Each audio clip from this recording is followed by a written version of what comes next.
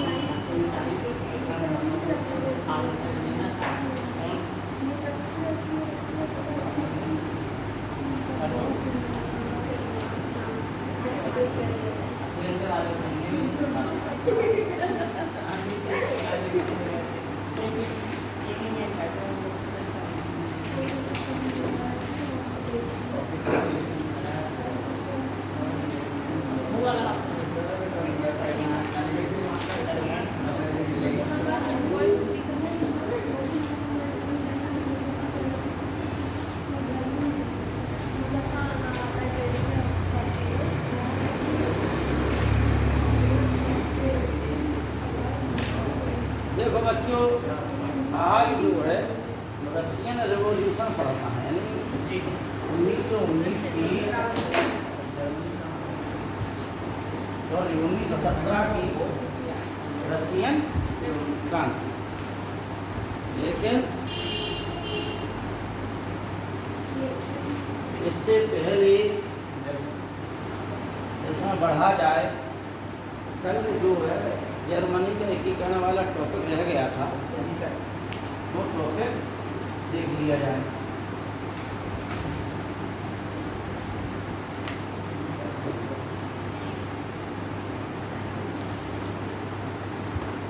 इसमें रशियन क्रांति में, क्योंकि 1907 में हुई थी, 1907 के पहले 1905 में भी क्रांति का प्रयास किया गया था, विद्रोह हुआ था 1905 में, जो दबा दिया गया था।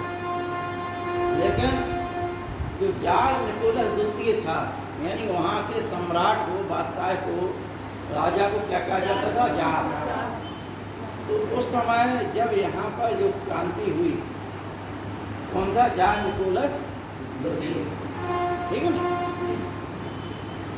इसी में रूस में एक राजा पीटर हुआ था,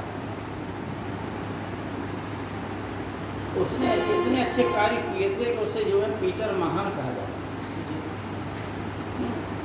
हर देश के इतिहास में कुछ ऐसे राजा हुए जिसने उस देश के विकास में महत्वपूर्ण योगदान दिया। इसलिए हर दृष्टि से जो सक्षम हो, जनता के कल्याण के लिए कार्य करे, इसलिए उसे महान कहा जाता है। कभी कई परीक्षा पूछ लिया जाता है कि शिवाजी को क्यों महान कहा गया, अकबर को क्यों महान कहा गया, अशोका को क्यों महान कहा गया। भारत में तीन ही लोगों के नाम के पीछे महान लगा है, ठीक है ना। कौन कौन? पहले नाम पर अशोक महान,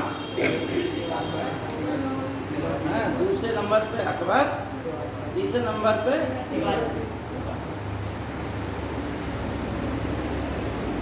इसमें कुछ चीज़ें तमाम बार प्रश्न किया जाता है, इंटरव्यू में भी प्रश्न किया जाता है, इन्हें महान क्यों कहा जाता है। या एक व्यक्ति का नाम ले लें कि अकबर को महान क्यों कहा जाता है, जबकि प्रजा हिंदू थी और वो मुगल था, और मुगल को आक्रांता कहा जाता है। तो अकबर के नाम के पीछे महान काय क्यों लगाए भाई, ऐसा क्या कार्य किया, ठीक है ना। तो देखिए, जितने भी महान शासक हुए, उन्होंने उस देश के विकास में बहुत बड़ा योगदान दिया अपने कालखंड में। कैसा विकास? ऐसा विकास के व्यक्ति की योग्यता के आधार पर नियुक्तियां देना बिना किसी विभेदीकरण के। प्रत्येक देश में हर जाति धर्म के लोग रहते हैं। जाति धर्म लैंगिक विभेद छुआछूत रंग भेद आदि की भावना से जो उठकर कार्य करे समाज के लिए, वो उसे महान कहा। देश का विकास तो करे ही, साथ में उसके अंदर संकीर्णता ना।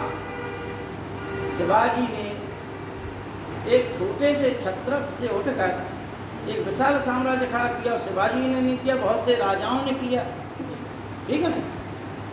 लेकिन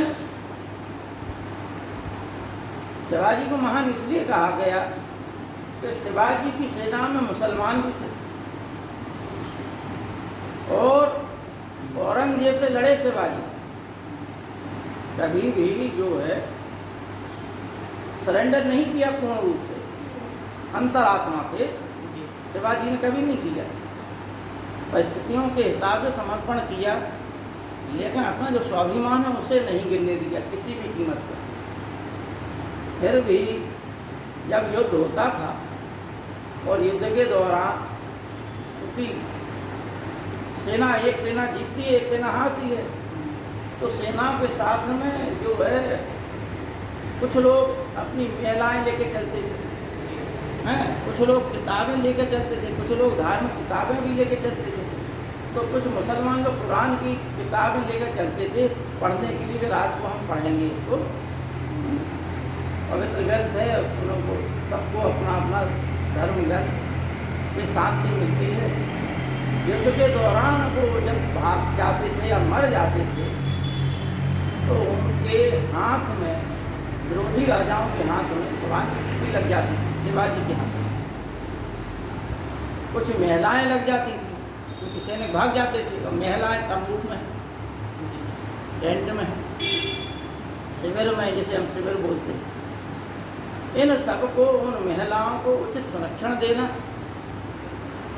किसी प्रकार का उनके साथ अन्याय ना करना, छेड़छाड़ की कोई संभावना ना होना, उनके साथ इज्जत से पेश आना, सबको सैनिकों को निर्देश था।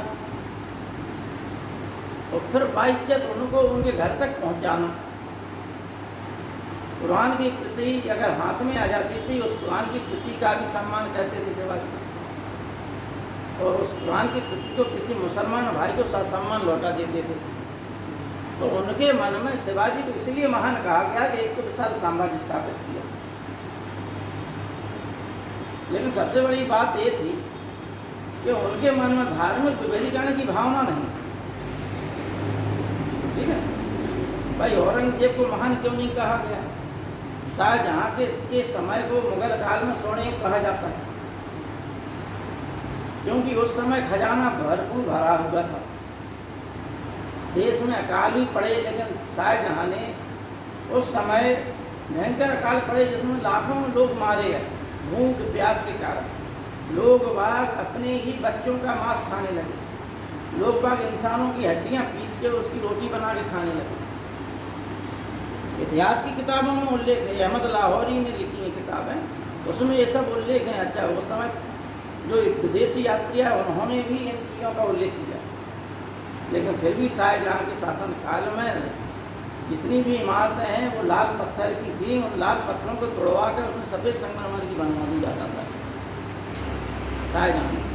और जिसमें इतना पैसा खर्च हुआ राजकोष का, जिससे अगर वो जनता में खर्च करता तो आज जो है शाहजहां को अकबर से भी महान कहा जाता है नहीं, क्योंकि अकबर ने संसाधन इकट्ठे किए और शाहजहां के पास संसाधन थे। जब गद्दी पर बैठा उसे तो अच्छे कार्य करने थे, इसलिए इतना बेटा समझ लीजिए, चाहे सिकंदर महान हो, अलेक्जेंडर द ग्रेट, पीटर महा, ऐसे और भी तमाम हुए शासक जिनके हमें नाम याद नहीं है, ठीक है। तो उसने रूस में जाल ने बढ़िया साम्राज्य स्थापित, विशाल साम्राज्य, जनता खुशहाल सब प्रकार से। लेकिन धीमे धीमे करके उसके जो उत्तराधिकारी होते गए वो तानाशाह बनते चले गए।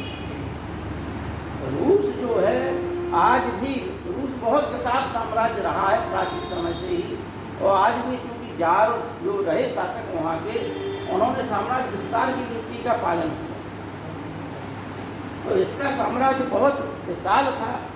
यहाँ तक कि जैसे हम आज पोलैंड, फिनलैंड और ये तमाम कजाकिस्तान, उज्बेकिस्तान, तुर्किस्तान, ये तमाम मॉडर्न कंट्री है मध्य एशिया की, यहाँ तक फैला हुआ था। यानी रूस की सीमा ब्रिटेन के शासन काल में अफगानिस्तान तक आ गई थी।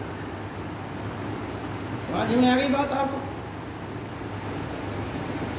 अफगानिस्तान तक आ गई थी और रूस अफगानिस्तान की राजनीति में दखल अंदाजी दे रहा था, और अफगानिस्तान पर इंग्लैंड की नजर थी।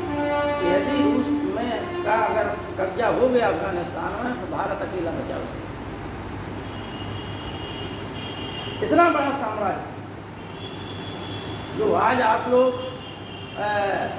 क्या नाम, अलास्का प्रांत है एक अमेरिका में, ठीक? देखिए आपको बता दें, अमेरिका आप लोगों ने नक्शे में देखा है, ठीक? पूरा अमेरिका एक जगह है, और एक प्रांत अलास्का वाला प्रांत कनाडा के पीछे, और वहीं पर एक जलसंधि, एक जिसको क्या बोलते हैं,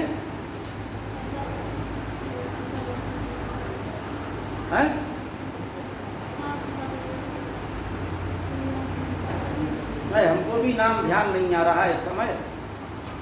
तो रूस का भाग है, यहाँ अलास्का है, बीच में पानी है, समुद्र है, और उस को किसी नाम, खाड़ी के नाम से जानते हैं। वहाँ तक जो है रूस का कब्जा था। तो रूस ने क्या किया कि अमेरिका को वो प्रांत बेच दिया था, करीब 2 लाख रुपये या ऐसे उस समय, ठीक है ना। बहरहाल जब साम्राज्य बड़ा है तो परेशानियां भी बड़ी होंगी, परिवार बड़ा है तो खटपटबाजी भी ज़्यादा होती है। समझ रहे तथ्य को? पश्चिम के यूरोपीय देश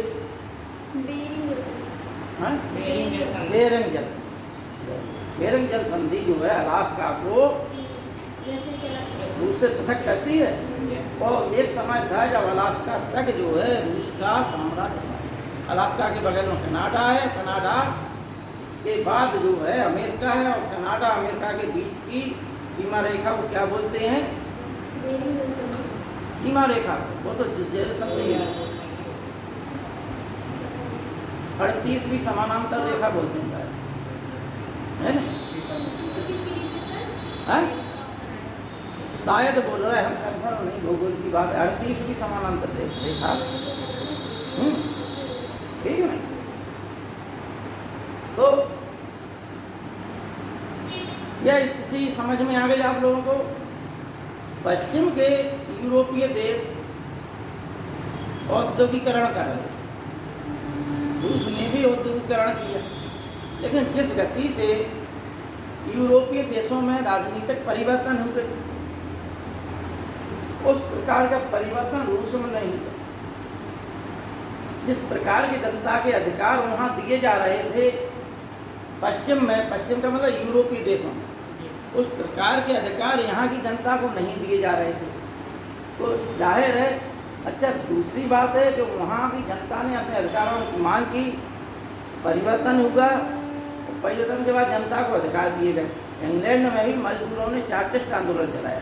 देखो एक तथ्य आप लोग समझ लें, दिमाग में बैठा लें, अगर बांदा में एक फैक्ट्री खड़ी कर दी जाए तो बांदा के आसपास के गांव के लोग फैक्ट्री में काम करने के लिए आते रहेंगे, और एक क्या मान लो अगर 10 फैक्ट्रियाँ हो जाएं तो और भी आसपास के जिलों के लोग आते रहेंगे। समझ रहे बात? जब लोग आएंगे तो लोग बसेंगे, कैसे बसेंगे? जहाँ जगह होगी वहीं पे अपना टेंट तान लेंगे। आपने देखा होगा मजदूर लोग जो होते हैं जिनके पास कुछ भी नहीं, टोटली मजदूरी करना जिनका काम है, वो क्या कहते हैं, कहीं भी जगह हो, जमीन हो, बस चाहे रेल की पटरी के किनारे हो, कहीं भी हो, और वहीं पर उन्होंने अपने 2 गुम्मा लगाए, ईंटें लगाए और अपना टेंट बांध दिया, बस आदि काम। ठीक है ना, उसी में उनका स्टोर रूम, उसी में उनका ड्राइंग रूम, उसी में उनका किचन, सब कुछ हो गया। कानपुर में सर तो इसी तरह है ना? हैं? कानपुर में इसी तरह है सेंट्रल वो जो है ये यही हम बता रहे, कानपुर में है, मुंबई में इससे भी बड़ी, संसार की सबसे बड़ी मलिन बस्ती, ठीक है ना। और उस एक कमरे में अनेकों परिवार भी रहते हैं। जब समृद्धि जोनी लीवर हैं, वो भी मजदूरों के परिवार से संबंधित, जो बेस्ट कॉमेडियन है, तो मलिन बस्ती का प्रोडक्ट है, लेकिन ये प्रतिभाशाली था, धीमे धीमे करके उन्नति कर गया। नाम कुछ और था, लेकिन हिंदुस्तान लीवर लिमिटेड में काम करता था, शाम के समय अपना जो है कॉमेडी का काम करता था। जिसकी माँ थी कॉमेडियन, कॉमेडियन का मतलब है कि वो घर में कहती रहती थी ऐसे काम, चेहरा बनाना, ये करना, वो करना, तो उसने माँ से ये चीज़ें सीख ली। ठीक है नहीं, घर परिवार में अगर कोई हंसमुख स्वभाव का हो, है नहीं, तमाम लोग होते हैं गुमसुम बैठे रहते हैं, ऐसा लगता है ये संसार का भार बोझ होने के ऊपर हो, बल्कि कुछ नहीं कर रहे होते। ठीक है नहीं, बैठे रहेंगे बड़े गंभीर मुद्रा में। कुछ लोग होते हैं बहुत ज़्यादा उनको ऊपर भार बोझ है, लेकिन फिर भी प्रसन्न रहते हैं। ठीक है नहीं, ये बलबन जो है, बलबन के सिवा और भी तो शासक हुए, अकबर भी शासक हुआ। अकबर के पास बहुत बड़ा साम्राज्य था, लेकिन बलबन क्या है, भोपाल में रहता है। कोई मतलब है ऐसा ना हो कि कोई उठपटांग बात कहते, उसके स्वाभिमान को चोट ना पहुँचे, क्योंकि गुलामी से जीवन प्रारंभ किया, जो गुलामी भरी हुई थी दिमाग में, वो नहीं। इसलिए स्वाभिमान की बात थी कि हम ना किसी से बात करेंगे नहीं, तो हमारे स्वाभिमान को चोट ही नहीं पहुँचेगी। सब खड़े रहो टेंशन की मुद्रा में, कोई नहीं बैठेगा। सब खड़े रहते थे 4-4, 6-6 घंटा दरबार। कहने का मतलब ये है, जो मलिन बस्तियाँ होती हैं, जहाँ पे फैक्ट्रियाँ हों, काम धंधा हो, वहाँ पे मजदूर लोग इकट्ठे होता है। समझना, यूरोप सब में कैसे स्थिति हुई, और यही सबसे बड़ा कारण था। संसार में रूस की क्रांति का अलग महत्व है, क्यों है, उसी के तत्व के अंतर्गत समझा रहे थे। जब फैक्ट्री या काम होगा, कुछ ना कुछ क्षेत्र होगा, तो वहाँ पर मजदूर लोग इकट्ठे हो जाते हैं, उनके घर बनने लगते हैं। घर बनेंगे, बहुत विशाल क्षेत्र हो जाएगा उनका, तो क्या समस्याएं आएंगी, स्वास्थ्य की समस्या, क्योंकि उन्हें तो कोई रहने का वो है नहीं तरीका। हर आदमी के बगल से पानी बहेगा, कहीं नाली की व्यवस्था होगी नहीं, तो कीचड़ सब कुछ जो है, स्वास्थ्य बिगड़ेगा। वहीं पानी भरा होगा, वहीं पे वे आराम से अपना चारपाई डाले लेके, बदबू फेंक रही है, साफ सांस नहीं ले पाएंगे, वे आराम से सो रहे हैं, जैन की बंसी बजा रहे हैं। ठीक, लेकिन बीमार भी होते हैं, मरते भी जल्दी, कारण जल्दी। ठीक है, तो स्वास्थ्य की समस्या, और उन मजदूरों को के भी तो बच्चे हैं, उनको भी तो अच्छा जीवन चाहिए, तो उनकी शिक्षा की समस्या। तीसरी बात, उनके रहन सहन की समस्या। अच्छा, एक समय होता है जब आप 4 लोग धीमे धीमे करके इकट्ठे होते जाएंगे, जब विशाल समूह हो जाएगा, फिर अधिकारों की मांग करने लगोगे। फैक्ट्री में एक बार घुस जाए, एक हमारे गांव के थे, नौकरी के लिए रोते थे, ठीक है, कई साल, हम 8-10 साल नौकरी के लिए रोए कि हे प्रभु हमारी नौकरी लगा दो, नौकरी लगा दो। जैसे तैसे ऊपर वाले ने सुन ली उनकी, प्राइमरी में मास्टर था, ठीक है ना, ट्रेनिंग में गए, बीटीसी में हो गया उनका, बीटीसी के बाद तुरंत नौकरी लग जाती थी। वहाँ पर उन्होंने भोपाल बना दिया कि मैंने इतनी PCS दिया है, ये किया, इंटरव्यू दिया, जो तो मैं भोपाल मेंटेन कर दिया। ठीक, एक लड़की से उनकी बातचीत हो गई, वो भी BTC कर रही थी, उसी से बाद में शादी। ठीक है ना भाई, अब नौकरी लग गई उनकी BTC के बाद, कहाँ जाने लगे वे, स्कूल पढ़ाने। स्कूल करीब कम से कम 35-40 किलोमीटर दूर मिला गाँव से। यहाँ गांव, यहाँ स्कूल, पीछे भाई साहब मोटरसाइकिल लेके यहाँ खड़े हो गए, समझना, क्योंकि जो अधिकारी आएगा वो इसी रास्ते से आएगा, तो हम अपनी मोटरसाइकिल पर आ जाएंगे, कहाँ स्कूल पहुँचे, और नहीं तो कब जाना है हमें स्कूल, 15 अगस्त 26 2 दिन ध्वजारोहण करने के लिए जाना है। भाई साहब 1 साल नहीं बल्कि 6-7 साल को आज़ादी बन गई। ये होता है कर्म, पहले आदमी रोता है, फिर जब मिल जाता है तो जेब करता है, समझ रहे तुम लोग। ऐसे बहुत से लोग, एक नहीं है, संसार में बहुत से लोग पड़े हुए हैं जो अपने कर्तव्यों के साथ में इंसाफ ही नहीं कर रहे, इंसाफ नहीं कर रहे। ये मान के चलिए, कान वाले ने 1793 में कहा था कि एवरी इंडियन इज करप्ट, 1793 की बात। तब सभी भारतीय क्योंकि ईमानदार थे, क्योंकि गुलामी से दबे हुए थे, इसलिए ईमानदार थे, ठीक है ना। तब सबको बुरा लगा था। बीच में क्या हुआ, भारत के ही एक प्रधानमंत्री ने ये कहा कि हम यहाँ से 1 रुपये भेजते हैं, पहुँचते पहुँचते 10 पैसा ही पहुँच पाता उस व्यक्ति का, मतलब उस योजना का लाभ जो है 10 पैसे का ही हो पाता है, 90 पैसा अधिकारी खा जाते हैं। राजीव गांधी ने ये बात खुद कही थी अपने शासनकाल में। उस समय करप्शन इतना भयंकर था कि जो केंद्रीय मंत्री थे वे सब घोटाला कर रहे थे, जो कुछ भी आए फाइलों में होगा सब घोटाला। नरेगा सरेगा में जो अभी भी चला, प्रधानी के लिए लड़ाई होने लगी, क्योंकि नरेगा आया तो सब पैसा खाना है। कागज में लिख दिया यहाँ से यहाँ तक नाली गई, 5 लाख रुपए कागज में लिखा है, नाली कहीं अधिकारी को दे दिए 1 लाख रुपए, नाली बन गई है कागज। आवास में भी सर खा रहे हैं, 20 लाख रुपए दे रहे हैं लोगों से। बहन मायावती जी ने गरीबों के लिए आवास बनवाए थे, वहाँ भी ये था कि अगर आप इतना रुपए देंगे तो आपको आवास आवंटित कर दिया जाएगा। बताइए, उन गरीबों में भी छटनी हुई, जिनके पास पैसा था उन्हें आवास मिलेगा, जिनके पास नहीं था उन्हें बेचारों को आवास नहीं, वो अधिकारी नहीं थे। ये स्थिति है। उस समय आदमी को लगा था, मेन बात यही है कि आदमी अपने कर्तव्यों का निर्वहन ईमानदारी से नहीं करता। एक समय तो उस समय ऐसा था कि जो ईमानदार बने रहते थे उन्हें तो मार ही दिया जाता था, निपटा दिया जाता था, तमाम अधिकारियों को मार दिया गया, ठीक है नहीं। हालांकि अब एक प्रसंग जो है दूसरी जगह जा रहा, हम यहाँ आ जाएं गरीबों मजदूरों की ओर, तो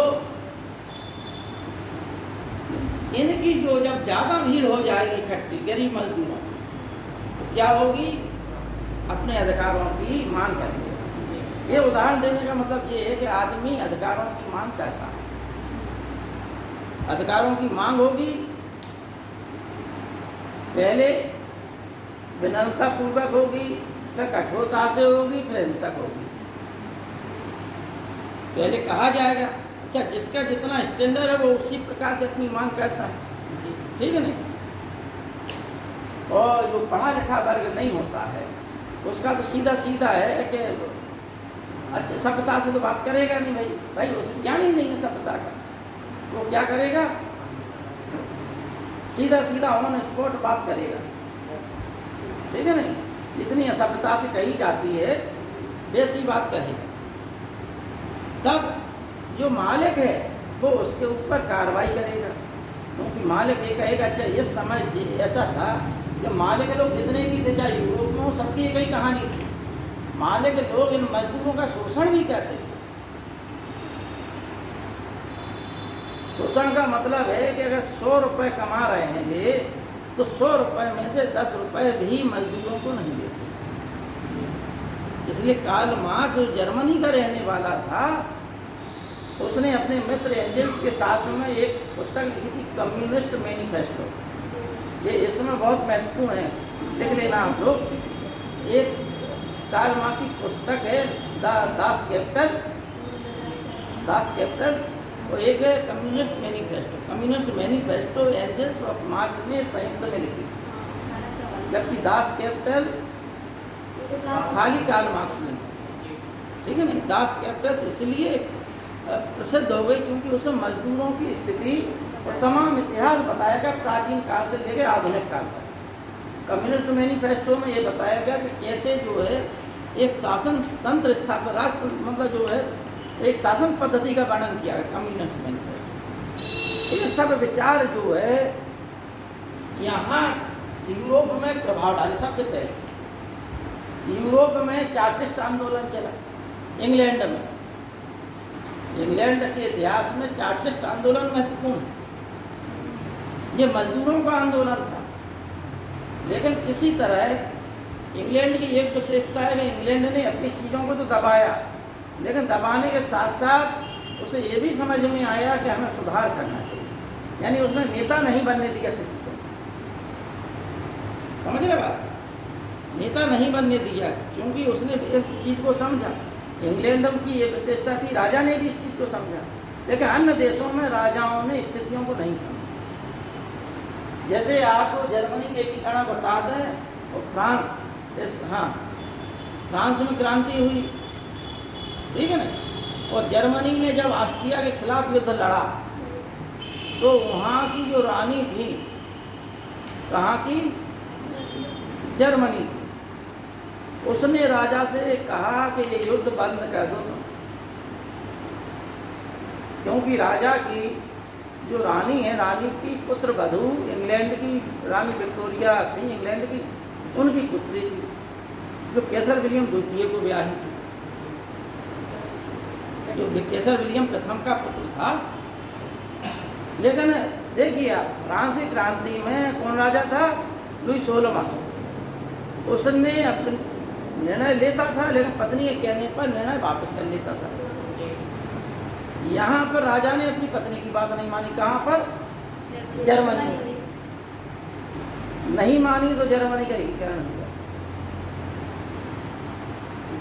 तो योग, चूंकि बिस्मार्क ने अपनी सलाह दी, योग मंत्री था, उसी प्रकार से तुर्को नेकर ये कैलोन ये बहुत बढ़िया अर्थशास्त्री थे फ्रांस में, जिन्होंने राजा को सही सलाह दी कि कुलीनों पर, पादरियों पर, सामंतों पर कर लगाओ, जिससे आपके पास टैक्स आएगा, और खाली गरीब मजदूरों श्रमिकों पर टैक्स नहीं लगाइए, समाज एक से। राजा की बुद्धि पर निर्भर करता है कि उस निर्णय को ले रहा या नहीं ले रहा। यहाँ पर यही हुआ।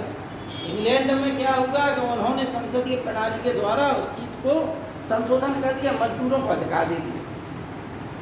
ठीक, इंग्लैंड में भी क्रांति हुई। क्या हुआ, आंदोलन चला था, चार्टिस्ट आंदोलन, मजदूरों के अधिकारों के लिए मांग हो रही थी बहुत ज़्यादा। बहुत बड़े बड़े विद्वानों ने किताबें लिखी मजदूरों के अधिकारों के लिए। कार्ल मार्क्स और ये भी थे, और वहाँ भी इंग्लैंड में भी थे, रूस में भी थे बहुत से विद्वान, स्टालिन, मैक्सिम गोर्की, लेनिन भी एक विद्वान था, और भी तमाम विद्वान थे जिनके नाम नहीं आ रहे, 4-5 विद्वान थे यहाँ पे। जब भीड़ मजदूरों की इकट्ठी हो गई बहुत ज़्यादा, तो अधिकारों की मांग की गई। अन्य देशों में वो अधिकार मान लिए गए, लेकिन रूस में जार ने क्या किया कि इनकी मांगों को नहीं माना, इनकी मजदूर। ठीक, हम मजदूरों की बात कर रहे हैं।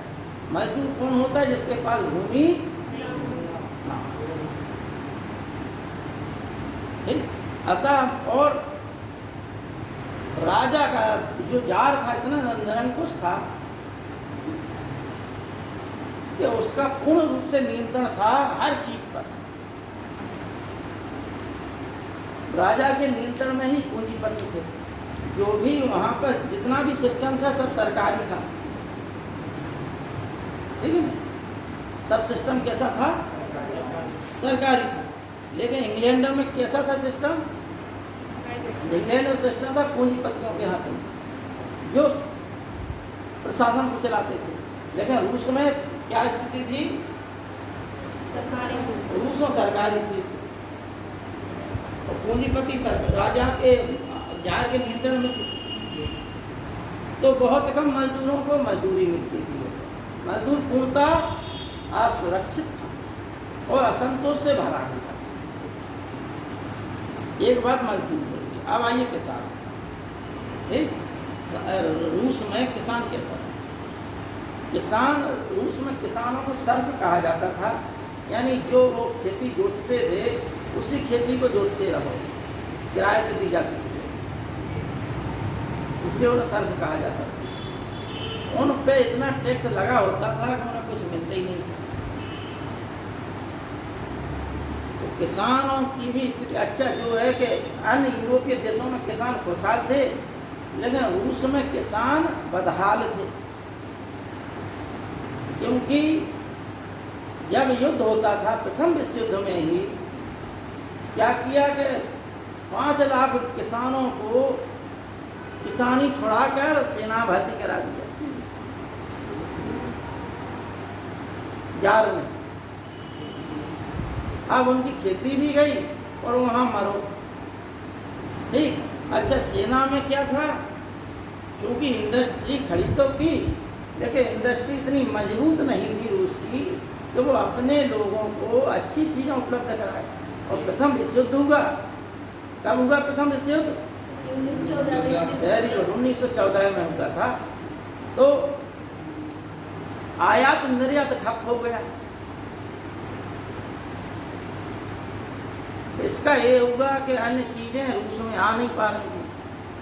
सेना जो है अधिक संख्या में मारी जा रही थी, रूस की पराजय हो रही थी, जनता में विरोध जार के प्रति हो गया। ठीक?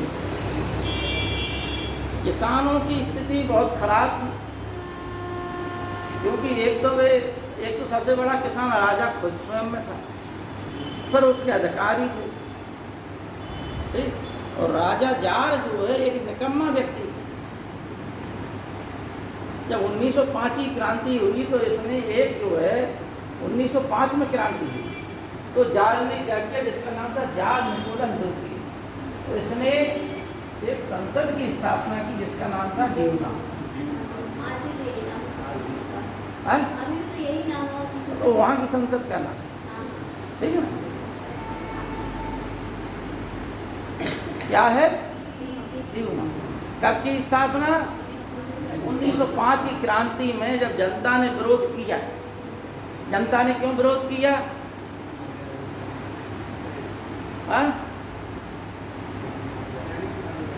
जनता ने इसलिए विरोध किया कि इतना बड़ा रूस देश और जापान जैसे छोटे देश से हार।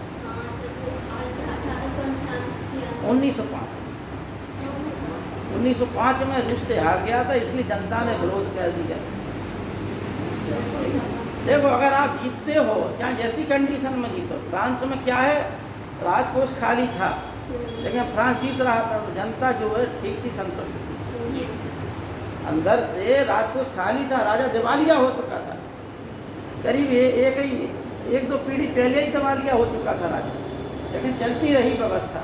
क्यों? क्योंकि फ्रांस जो है युद्धों व्यस्त था, और कहीं हार तो कहीं जो है विजय भी मिलती रही, उसका यूरोप में भोकाल बना रहा। जब स्थिति भयावह हो गई और राजा ने सुधार नहीं किया, यदि राजा समय रहते तो सुधार कर ले, तो स्थितियां बदल भी जाती। इंग्लैंड में राजशाही आज भी चल रही, क्योंकि इंग्लैंड के राजा ने क्या किया, सुधार किया, तो राजशाही बची रह गई और अधिकार संसद को चले गए।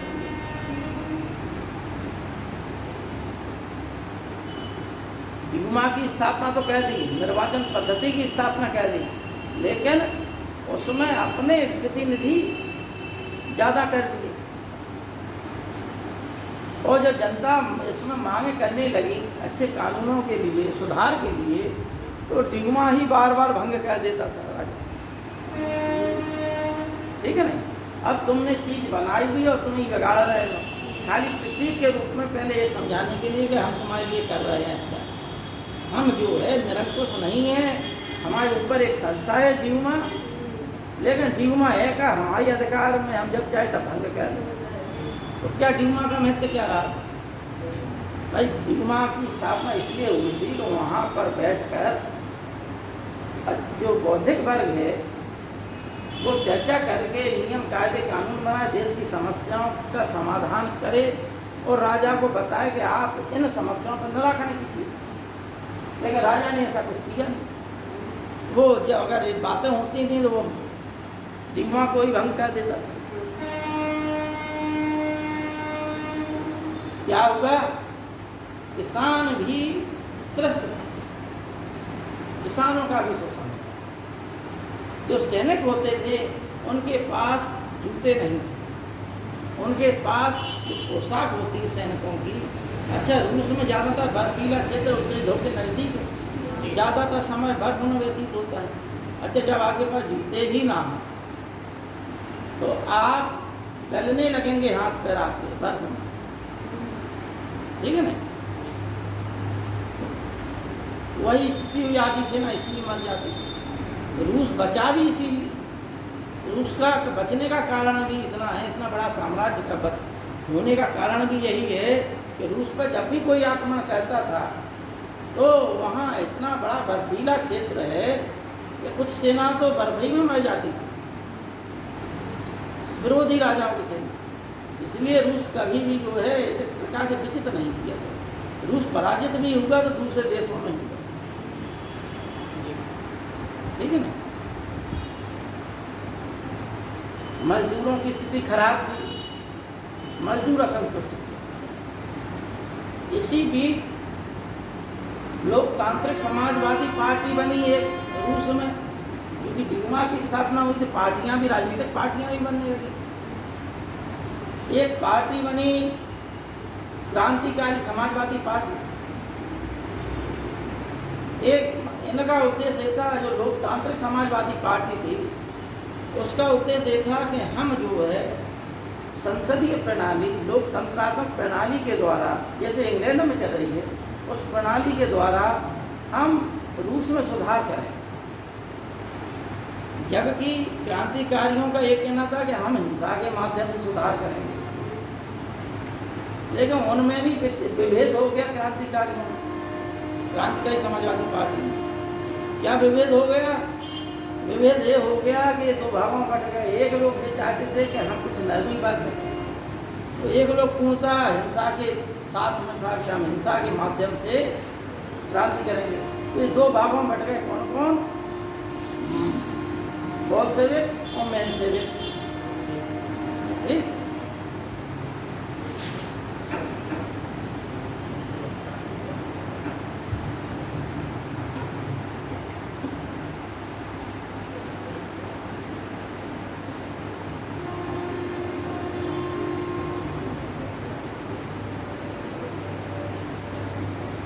बोल्शेविक का नेता कौन था? लेनिन।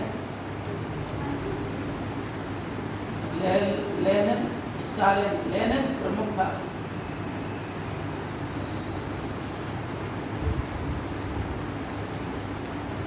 सर उसको बोल रहा हूँ पीछे। हाँ हाँ बेटा कर। मैंने कहा तो उधर के साइड यहाँ के साइड यही हाँ यस।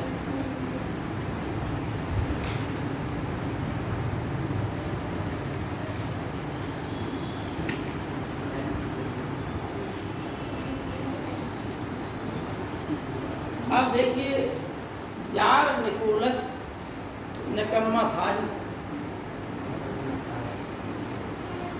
एक पादरी था जो षड्यंत्रकारी था, जिसका नाम था रासपुटिन, ठीक है ना? पुटिन भी कहते हैं, रासपुटिन या रासपुटिन। ये षड्यंत्र करने में प्रभावशाली था।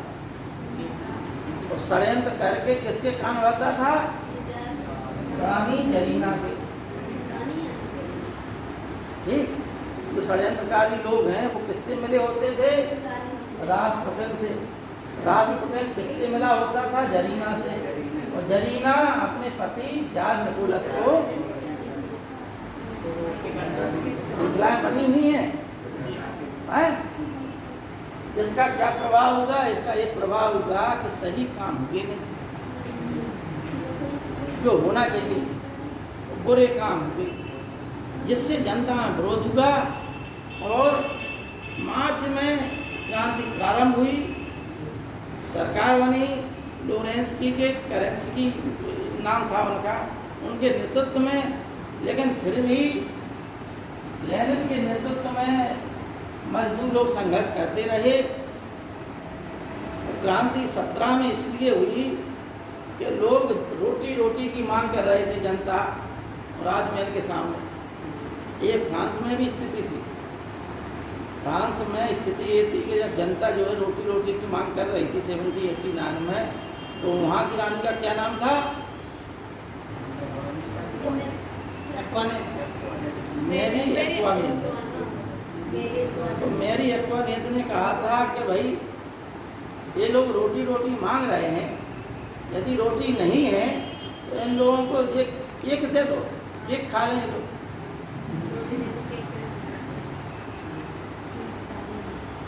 रानी कितनी दिमागदार थी, समझ रहे बड़े लोगों की बात। जनता के पास रोटी खाने के लिए पैसे नहीं हैं और रानी कह रही कि अगर रोटी नहीं मिलती तो ये लोग केक क्यों नहीं खा लेते?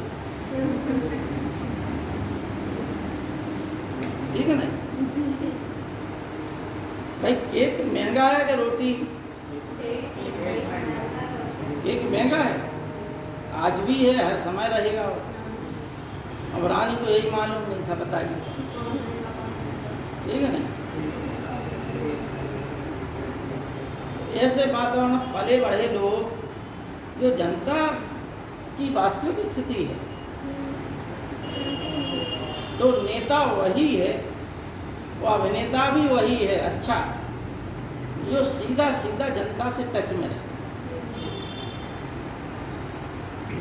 जनता की जो नब्ज पढ़ ले। अशोक महान क्यों? जनता की नब्ज पढ़ ली उसने। बड़ा साम्राज्य था और जनता की नब्ज क्या है? जनता की नब्ज धर्म। ठीक है, उसने क्या किया? धार्मिक शिक्षाएं दी, नैतिक शिक्षा बोलते हैं इसे। और बार अपने धर्माधिकारी भेजता रहा, हर 4-5 साल में जनता को उपदेश देने के लिए। हर जगह उसने पत्थर में खुदवा दिए, जनता पढ़े देखे, सद्बुद्धि आए, उन्होंने विरोध की भावना में ही ना हो। जब बिंदुसार के शासनकाल में 2 बार विरोध हुआ, विद्रोह हुए। एक बार अशोक ने स्वयं दबाया, एक बार सुसीम ने दबाया था। लेकिन अशोक ने नब्ज समझी, क्योंकि बिंदुसार के शासनकाल में वह युवराज रह चुका था, राज्यपाल, तो वो जनता की स्थिति समझता था। वही शासक अच्छा है, जनता को समझे।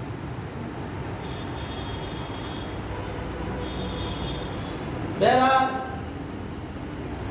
क्रांति मार्च में हुई। मार्च की क्रांति में जो था केरेंस्की, उसने अपना मंत्रिमंडल बनाया। क्योंकि जब जनता जो है मार्च में रोटी की मांग कर रही थी, तो सैनिकों ने गोलियां चला दी, जिसमें अनेकों मजदूर मारे गए। देखो थ्योरिकल है सब इसमें, ठीक है नहीं? आप बोरियत तो नहीं हो रही आप लोगों को? नहीं सर, पूरा बोरियत है, ज़्यादा वो है तो हम हेडिंग लिखा दें आपको, नहीं सर, बताइए हैं?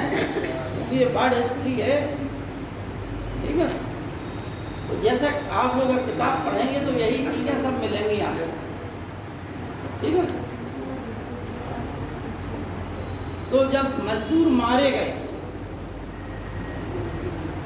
तो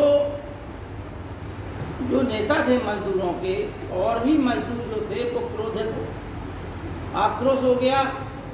इसके परिणाम स्वरूप राजशाही खत्म हो गई और केरेंस्की के नेतृत्व में मंत्रिमंडल का गठन। केरेंस्की लोकतंत्रात्मक पद्धति के द्वारा सुधार चाहता था, लेकिन लेनिन जो है इन सब चीज़ों से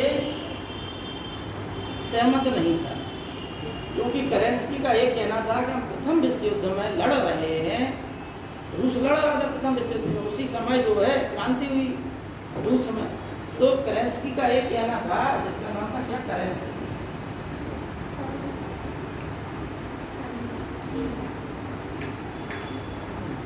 इसी के नेतृत्व में पहला मंत्रिमंडल बना।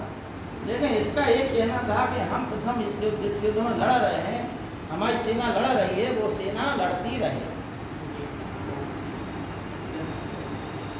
लेकिन लेनिन का ये कहना था कि हमें उससे क्या मतलब, प्रथम विश्व युद्ध से हमें अपनी जनता का सुधार करना चाहिए।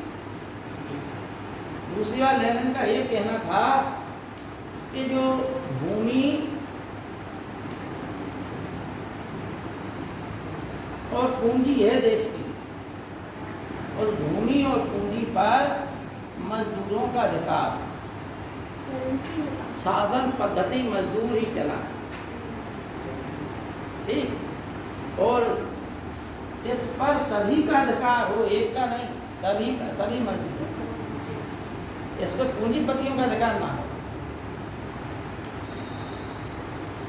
भाई मुकेश अंबानी ने फैक्ट्री खड़ी की है, तो उसमें जो है एक दिन का अरबों खरबों रुपए का आ रहा, लेकिन उसका कितने परसेंट मुकेश अंबानी अपने कर्मचारियों को दे रहे हैं।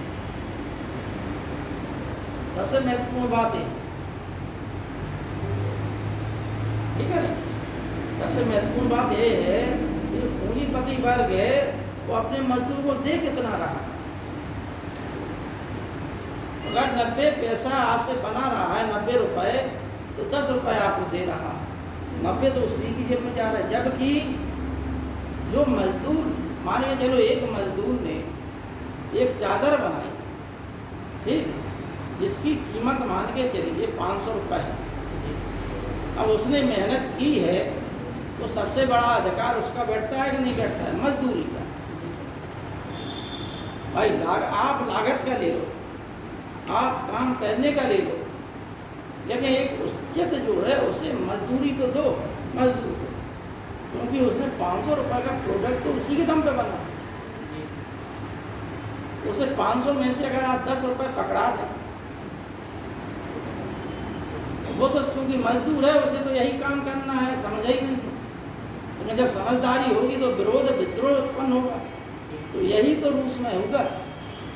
रूस में जो लेनिन था उसका यही तो कहना था कि अधिकार जो है मजदूरों को मिले, इनका शोषण बहुत हो चुका है, क्या इनको भूमि का अधिकार नहीं, क्या इन्हें अच्छे वातावरण में रहने का अधिकार नहीं, इसका कहना था लेनिन का। और लेनिन किससे प्रभावित था? हाँ? लेनिन मार्क्स, और मार्क्स का नारा है, तुम लोगों को कल बताया था कि संसार के मजदूर एक हो जाओ, ठीक, और अपने पैरों में पड़ी हुई जंजीरों को तोड़ दो, क्योंकि तुम्हारे पास खोने के लिए कुछ नहीं है, जो कुछ है सो पाने के लिए है। अब इसका मतलब ये है कि यदि आपकी जेब में कुछ भी नहीं है तो आप मार्केट में चले जाएं, मजदूरी ही करें, कुछ ना कुछ तो मिलेगा आपको। खोने के लिए क्या है आपको, क्योंकि है ही नहीं कुछ खोने के लिए। तो यही बात थी। और बाद में करेंसी का मंत्रिमंडल को जो है किसने, लेनिन ने, बोल्शेविकों ने क्रांति करके हटा दिया, और जिसे बोलते हैं अक्टूबर की क्रांति। तो 1917 की में जो है रूस में 2 क्रांतियां हुई थी, मार्च की क्रांति और अक्टूबर की क्रांति। मार्च, दूसरा और विशेषकर 24 अक्टूबर से ये प्रारंभ हुई थी। 26 अक्टूबर तक इन्होंने नियंत्रण स्थापित कर लिया 2 ही दिन में, अपनी सरकार बना ली 2 दिन में, क्योंकि पूरे रूस के मजदूर एक हो गए थे। इतना बड़ा जन मजदूर और किसान जिनका शोषण हो रहा था, ये सब एक हो गए। और तो वो लेनिन ने ये भी कहा कि जिन राजाओं ने, जिन पूंजीपतियों ने जार को ऋण दिया है, वो ऋण भी हम नहीं देंगे, क्योंकि जार समाप्त तो उसके साथ ही ऋण समाप्त, ठीक है नहीं। भाई सरकार का नियम है कि जैसे मान के चलिए एक व्यक्ति ने ऋण लिया बैंक से, वो व्यक्ति मर जाता है, तो सरकार उसके पुत्रों से ऋण लेती है, सरकार लेती है, बैंक वाले लेते हैं ऋण। तो सरकार भी तो भरती है ना, जैसे हाँ? सरकार भी तो भरती है ना, जैसे अभी योगी की है, मान लीजिए फिर अगले किसी का इन्होंने कर्ज लिए तो अगली सरकार को भरेगी इसका क्या भरेगी? जैसे विश्व बैंक से कर्ज लेते हैं। नहीं, वो सरकार की अपनी व्यवस्था है, वो सरकार अलग ऋण ले रही है नहीं, मतलब ये कहने का है कि मतलब सरकार ऋण ले रही, तो सरकार किसी ने भी, पार्टी ने भी बनाई है, उसने ऋण लिया तो वो तो है आपका ही ऋण, सरकार का ऋण है, तो उस ऋण को दूसरी पार्टी को चुकाना पड़ेगा, चुकाना तो पड़ेगा ही। तो मान के चलिए, लेकिन इसमें बैंकों में एक चीज़ हो जाती है कि ब्याज नहीं लगाता यदि व्यक्ति मर जाता है, ठीक है ना। इन्होंने क्या किया कि वो ऋण जो है देने से मना कर दिया, तो ये सब चीज़ों से किसान और मजदूरों को लाभ हुआ। और बाद में लेनिन की 1800 कितना 1900 इसमें 24 के आसपास इसकी मृत्यु हो गई लेनिन की, ठीक है ना। फिर स्टालिन जो है बना और बहुत समय तक स्टालिन वहाँ का शासक रहा, उसने रूस को मजबूती पकड़ा। तो ये रशियन क्रांति है जिसके आर्थिक कारण आपको बता दिए कि रूस जो है आर्थिक रूप से बदहाल था, अनेक युद्धों में लगा हुआ था और सैनिकों के पास साजो सामान नहीं थे, इंडस्ट्री खड़ी भी की तो इंडस्ट्री इतनी मजबूत नहीं थी। देखो मजदूर इकट्ठे हुए, जाहिर है कि इंडस्ट्री थी लेकिन अच्छा प्रोडक्ट उत्पन्न नहीं होता था। किसान भी जो है अपनी खेती छोड़ कर, क्योंकि उनके ऊपर इतना भार था किसानों के ऊपर,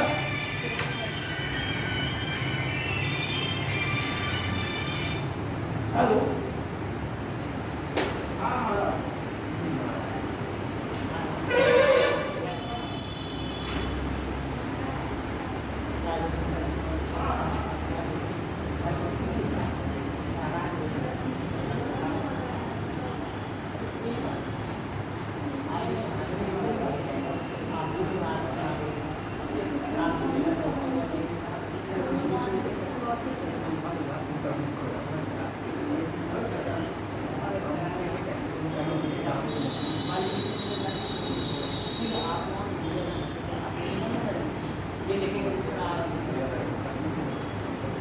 तो ये रशियन क्रांति हो गई है जिसके तात्कालिक कारण ही बता दिया, सैनिक कारण ही बता दिया, बौद्धिक कारण, राजनीतिक कारण।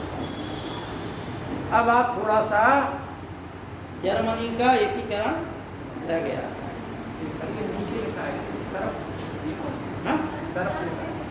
सर हमने कहा कि किसान होते थे, किसानों को कहा जाता था।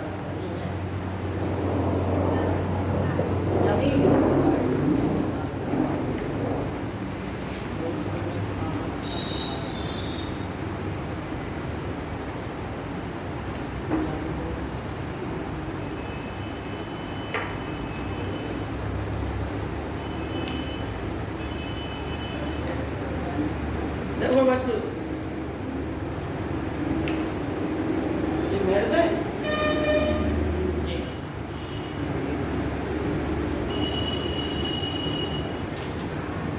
और देखिए जब रूस में ये साम्यवादी क्रांति हुई तो रूस आज भी साम्यवाद पर चल रहा है और मेन उद्देश्य ये है कि हम स्वावलंबी बने हैं। जो स्टालिन ने काम किया है स्वावलंबी बनने का, वो आज भी जब 1929-30 में संसार में आर्थिक मंदी हुई तो उसका प्रभाव संसार के प्रत्येक क्षेत्र पर पड़ा लेकिन रूस पर नहीं पड़ा, ठीक है ना।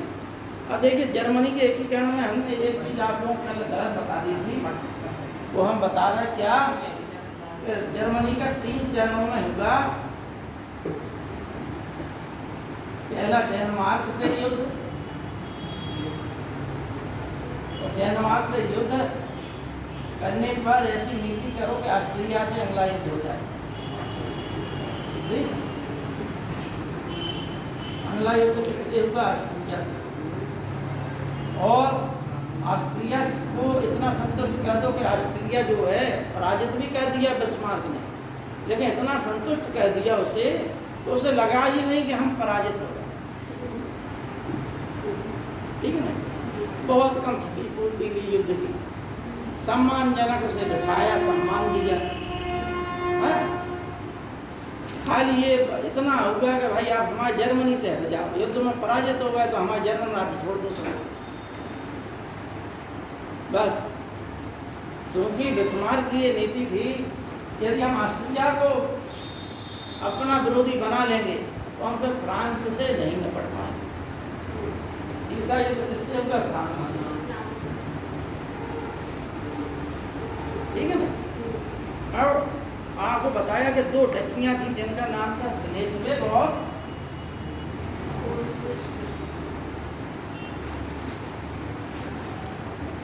होल्स्टीन।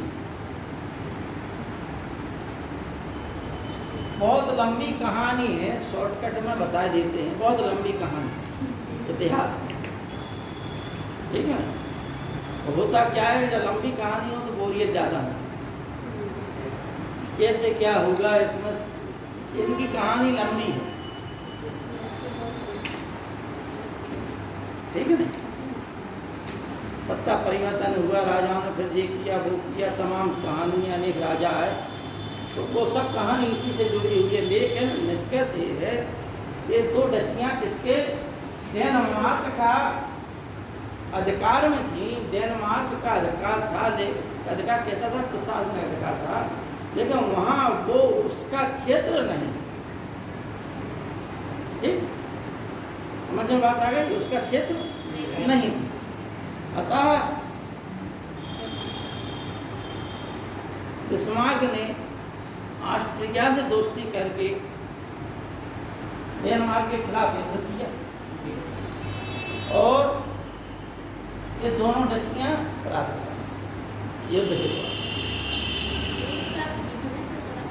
नहीं, डेनमार्क से दोनों प्राप्त करेंगे, वही हम बता रहे, पहले थोड़ा गलत बता दूंगा क्योंकि उसमें कहानी ऑस्ट्रिया की जुड़ी हुई थी। ठीक, संसार का कूटनीतिक जादूगर बिस्मार्क को क्यों कहा जाता है, अब यही समझ में आ जाएगा तुम्हें चरण। ठीक है ना। उसमें हमने क्या बताया था आपको, होल्स्टीन में जो है जर्मन थे ज़्यादा। तो कल हमने बताई थी बात, हमने कहा था कि इन दोनों में से एक है। क्लियर तथ्य बता रहा है कि होल्स्टीन में 90% के आसपास जर्मन जाति। ठीक, और इसमें मिली जुली जातियाँ थी। अब ऑस्ट्रिया और प्रसा ने युद्ध लड़ा था, इससे डेनमार्क से। डेनमार्क पराजित हो गया, दोनों डचियाँ ले ली। अब ये चाहता था ऑस्ट्रिया कि चलो इनको जो है यथास्थिति बनी रहने दें, लेकिन क्योंकि बिस्मार्क अपनी कूटनीति चल रहा था। ठीक है ना।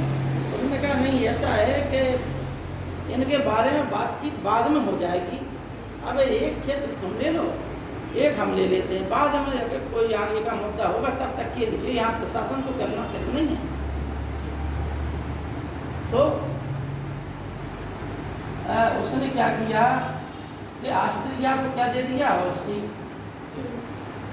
क्योंकि यहाँ जर्मन ज़्यादा थे,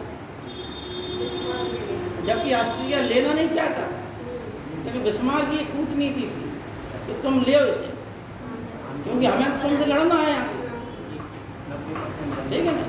देख समझना बात, ये सब जो है नीति थी। और इसमें जो है एक गेस्टाइन समझौता हुआ, जिसे आप क्या बोलते हैं? गेस्टाइन समझौता।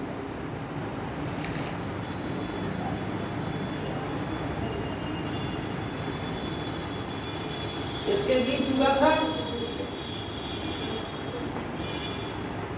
ऑस्ट्रिया, इसी के तहत ऑस्ट्रिया क्या मिल गया था? होल्स्टीन, और प्रसा को स्लेस्विग। ठीक है ना।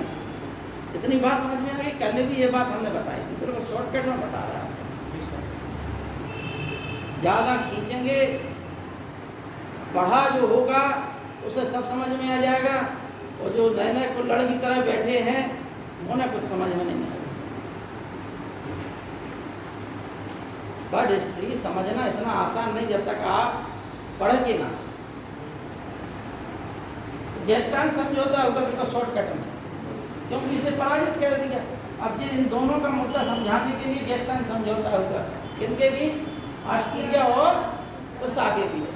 काय के लिए समझौता होगा? इन दोनों की समस्या को सॉल्व करने के लिए।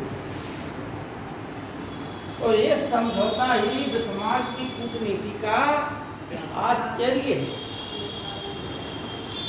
जिसमें ऑस्ट्रिया उसके जाल में।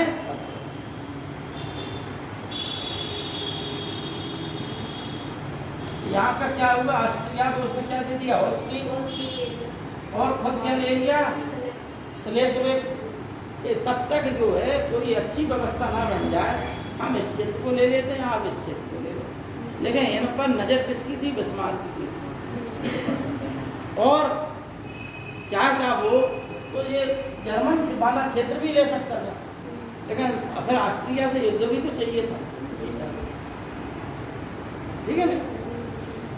अगला चरण क्या होगा? अब ऑस्ट्रिया एक बार फंस गया चंगुल में, और ये खाली यही की कहानी नहीं है। पोलो का विद्रोह हुआ। पोलो एक जाति थी, जैसे हिंदू एक जाति, ठीक है नहीं? पोलो भी जिनके नाम पे पोलैंड बसा, जर्मन जाति भी है। पोलो ने विद्रोह किया, उसे रूस ने दबाया। क्रीमिया का युद्ध हुआ, जिसमें रूस ने भाग लिया। इन सब चीजों में पोलो के विद्रोह में इसने समर्थन किया रूस का। किसने? बिस्मार्क ने। देखिए बिस्मार्क राजदूत रहा, आपको हमने कल बताया था, और राजदूत बनने के दौरान वह रूस में भी रहा, वह फ्रांस भी गया। तो इन दोनों के शासकों से उसने अपनी दोस्ती गांठ ली थी, ठीक? और इटली को वो क्या कहता था? श्रेयाल। श्रेयाल मतलब जानते हो? भेड़िया। हाँ, क्योंकि इटली पर वह विश्वास नहीं करता था, जाने कब पलटी खा जाए। विश्वासघाती है ये देश, विश्वासघाती, जाने कब पलटी खा जाए। बिस्मार्क की कूटनीति के अंग थे। ऑस्ट्रिया से युद्ध करने से पहले क्रीमिया के युद्ध में उसको तटस्थ रहा, तो रूस की सहानुभूति मिल गई। उसने कहा कि देखो हम उस युद्ध में हमने भाग नहीं लिया आपके खिलाफ। किसके युद्ध में? क्रीमिया के युद्ध। अगर हम भाग ले लेते तो तुम्हारी और बुरी स्थिति हो जाती। अतः ये सब चीजों का लाभ उसने उठाया बिस्मार्क ने। उन देशों को अपने विश्वास में ले लिया। ऑस्ट्रिया से युद्ध लड़ा। इटली से क्या दिया? तुम वेनेसिया ले लेना, हम इनसे युद्ध लड़ा रहे। सब देश अलग अलग हो गए, किसी को कोई मतलब नहीं रहा। और सुनिए, अब क्योंकि इस युद्ध इनसे युद्ध लड़ना है, और अगला युद्ध किससे लड़ना है?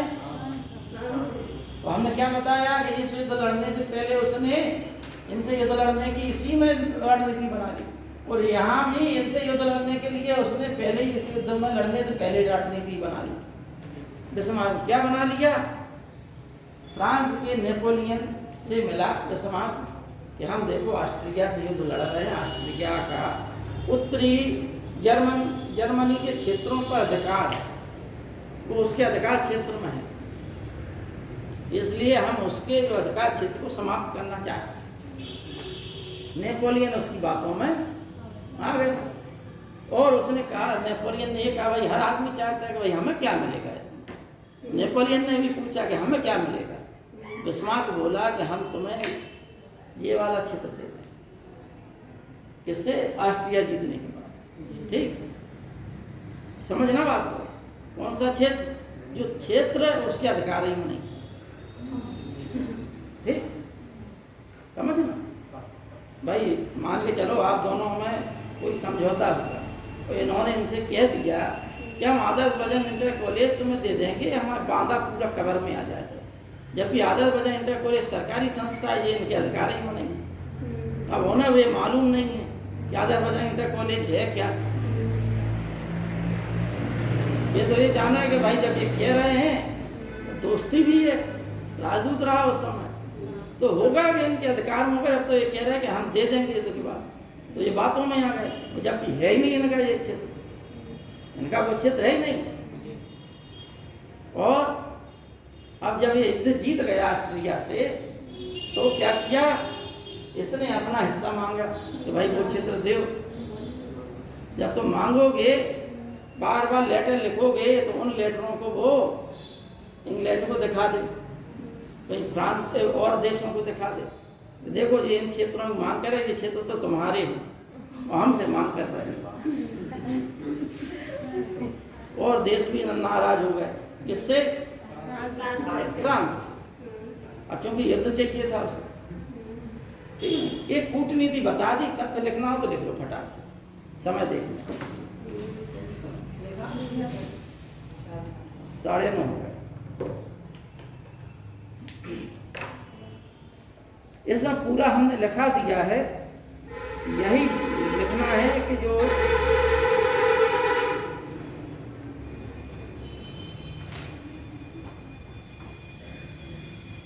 गेस्टान समझौता हो गया था, है ना।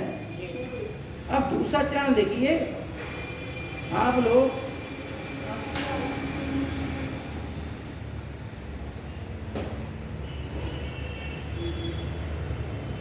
कि बिस्मार्क ने नेपोलियन को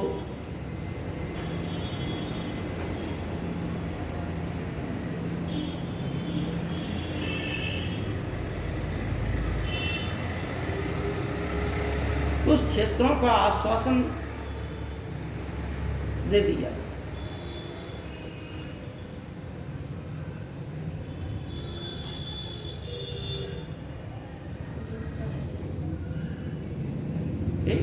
अब लिखिए आप सेडोवा का युद्ध, सेडोवा का युद्ध ये आता है परीक्षा,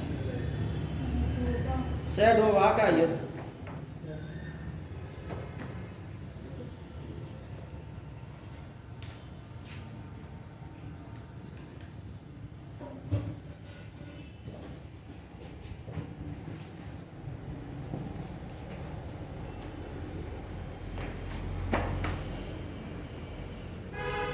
कल हमने एक बात बताई थी कि एक बार बिस्मार्क ने कहा था कि हम 3 युद्धों के द्वारा जर्मनी का एक कर देंगे। ये बात उसने ग्लैडस्टन से कही थी, इंग्लैंड के जो प्रधानमंत्री थे ग्लैडस्टन, जिन्हें the grand old man of England कहा जाता है। तो सेडोवा का युद्ध देखिए, पहला डेनमार्क के साथ कब हुआ? 64 में। ऑस्ट्रिया के साथ 66 में सेडोवा का युद्ध हुआ, और फ्रांस के साथ 1870 में सेडान का युद्ध हुआ था। तो 66 का लिखिए आप लोग, सेडोवा का युद्ध। और ये युद्ध कैसे? प्राग की संधि, सेडोवा का युद्ध इससे समाप्त होगा प्राग, प्राग की संधि के द्वारा समाप्त हुआ, ठीक है ना। एक स्थान है ये प्राग, नगर है, ठीक है नहीं। ये जो है शायद इस समय स्विट्जरलैंड में शायद है नहीं, अब जहाँ भी हो, हालांकि देश का उस समय जर्मनी में था। प्राग की संधि,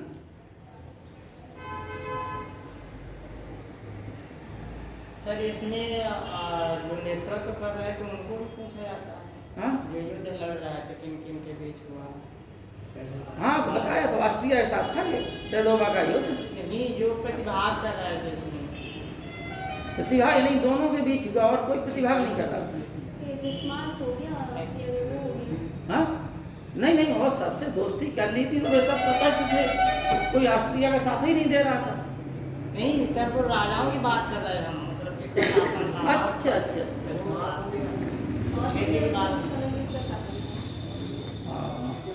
चलो लिखा देंगे, ठीक है ना। नाम ध्यान नहीं आ रहा है। हाँ हाँ हाँ हाँ, ठीक। अब लिखिए, ये क्योंकि आपको बताया कि उत्तरी जर्मनी की समस्या थी, तो इस युद्ध से उत्तरी जर्मनी का क्षेत्र प्राप्त कर लिया।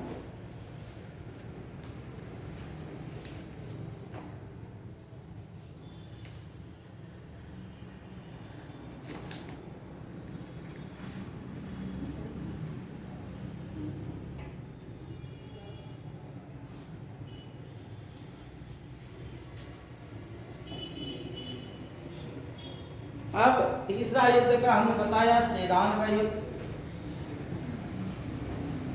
सेडोवा का युद्ध, सेडान का युद्ध।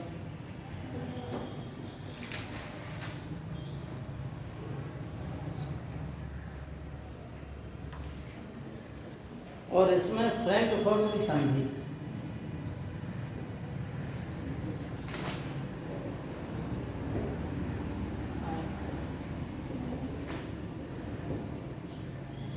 इसमें विजय तो एक स्मारक रहा और जो जर्मनी के लिए खड़ा करना चाहते हैं। क्या है? विजय तो स्मारक ही रहा, विस्मारक ही रहा होगा। हाँ, बिस्मार्क रहा था। सेडान का युद्ध हुआ 1870 में और फ्रैंकफर्ट की संधि हुई 70 में ही, 71 में हो गई थी, ठीक है नहीं। अल्सास और लारेन जो है, फ्रैंकफर्ट की संधि कितने में हो गई? 1871 में। और अल्सास प्लस लारेन बाला क्षेत्र जो खनिज संपदा का युक्त क्षेत्र था, इस क्षेत्र को किसने ले लिया? जर्मनी ने। और यही क्षेत्र जो है प्रथम विश्व युद्ध का कारण।